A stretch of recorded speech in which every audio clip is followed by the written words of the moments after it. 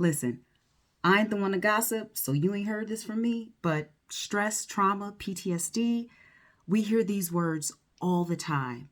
But do we really know what they mean? Are they interchangeable or are they fundamentally different? Hey y'all, I am Dr. Andrea Michelle, a developmental psychologist and certified trauma-sensitive coach and consultant. And today I'm going to break down the difference between stress, trauma, and PTSD and why understanding these differences is critical for healing. So if you've ever wondered why some people seem to bounce back after a hardship while others seem to struggle for years, or why two people can go through the same event or have the same experience and have completely different reactions to that experience, then this video is for you. So let's start with stress because let's be honest, we have all experienced it. So what is stress? And this is what I want you to keep in mind. Stress is a natural, hear me, it is a natural response to a challenge or a demand. It is a temporary state that is triggered by situations that require us to adapt, react, or perform. And stress can be caused by anything from a work deadline to a traffic jam to big life changes like marriage, like a birth, like death, right? So here's some things to keep in mind about stress. Number one, stress can be long-term or short-term, but typically stress is manageable. Number two, stress can be adaptive or maladaptive. So it can be positive, meaning it can be motivating for you, or it can be maladaptive or negative, meaning that it can cause you to feel overwhelmed. But also, and lastly, the thing about stress is this: once that challenge or that threat or that demand dissipates or is no longer there, then you no longer feel stress. So once the stimuli that caused you to feel the stress in the beginning, once that is removed, then typically you will no longer feel stressed. Now, trauma is different. While stress is about pressure, trauma is about overwhelm. So if you remember from the first video that I posted, we define trauma, but for the sake of what we're talking about now, I'll define it again. Trauma happens when an event or a series of events or multiple events overwhelms our ability to cope. And remember, it's not just about what happens to you, but it's also what happens in our nervous system. So trauma is an emotional, psychological, and physiological response to an event or series of events that overwhelms our ability to cope with that experience. It can be acute, which is a single event, or it can be chronic, which is something that's ongoing. And trauma can be physical. So we're talking physical abuse or neglect. Trauma can also be emotional, including emotional abuse and emotional neglect. It can also be sexual. It can be betrayal. Again, any event that exceeds our ability to cope. And just remember that when we experience trauma, the nervous system gets stuck in fight, flight, freeze, or fawn. So unlike stress, which once the stressor is removed, your body becomes kind of back in balance.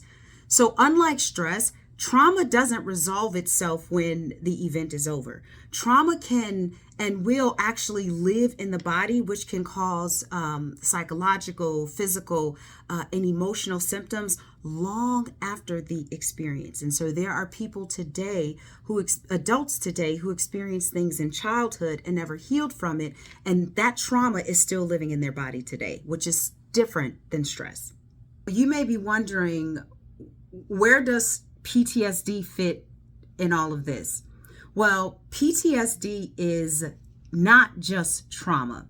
It's trauma that has not been processed, but it continues to impact your daily life or an individual's daily life. It impacts the way that they function every day, right? So PTSD, or post-traumatic stress disorder, it is a clinical diagnosis. So a lot of people walking around talking about they have PTSD, but PTSD is a clinical diagnosis that occurs when someone continues to experience trauma symptoms long after the trauma has passed. Now, to be clear, in order to get a PTSD diagnosis, one has to have all of the symptoms or a majority of symptoms that are laid out in the DSM-5 TR.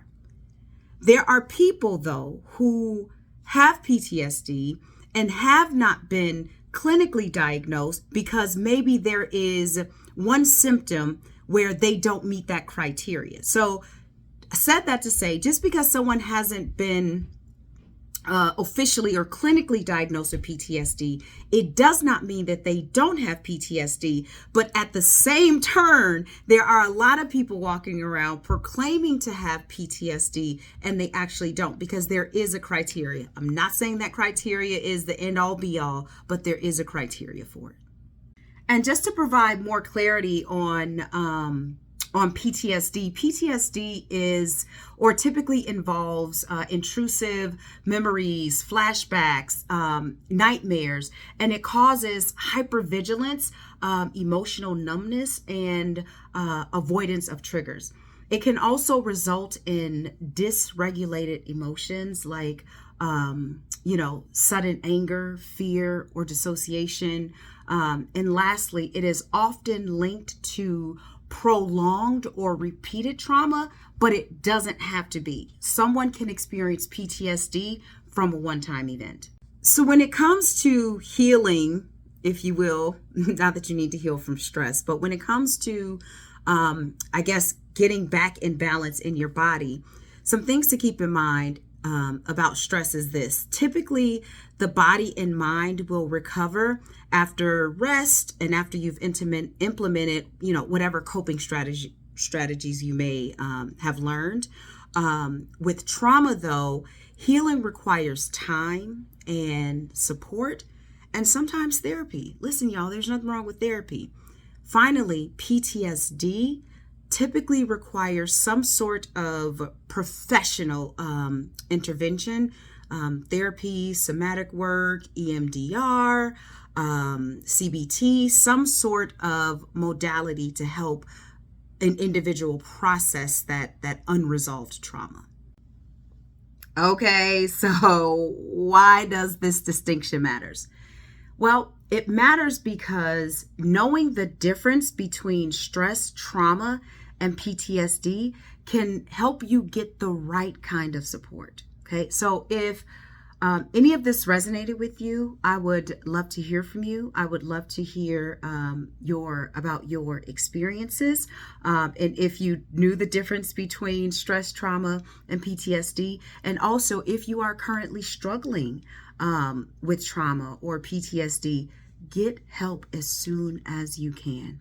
There is no shame in reaching out for help. Make sure you find someone who you feel safe with, find someone whom you can trust, and let them know that you need help, because help is available for you and healing is your right.